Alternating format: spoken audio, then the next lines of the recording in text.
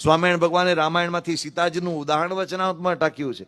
સ્વામિનારાયણ ભગવાન પોતે રોજ અયોધ્યામાં હતા ત્યારે હનુમાન ગઢીના દર્શન એવરી ડે જતા હતા હનુમાનજીના દર્શને.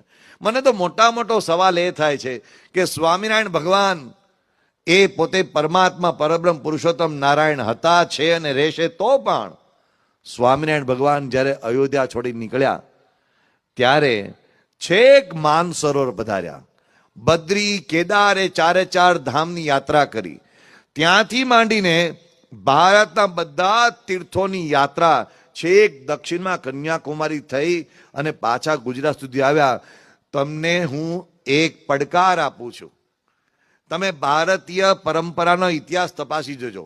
11 વર્ષની ઉંમરે ભારતમાં આજ સુધીના ઇતિહાસમાં કોઈ બાળકે આટલા તીર્થોની યાત્રા કરી હોય તમે ઇતિહાસમાં લઈ આવજો, જેમને સનાતન હિન્દુ ધર્મની આટલી યાત્રા ખુલ્લા પગે કરી હોય. ખુલ્લા પગે બધા જ અવતારોને જેને આદર આપ્યો છે સ્વામિનારાયણ ભગવાને. અરે છેક આસામાં કામાક્ષી દેવી ગયા, કામાખ્યા દેવી જઈને ત્યાં જઈને ભગવાન સ્વામિનારાયણની વંદના કરી. છેક રામેશ્વરમ પધાર્યા.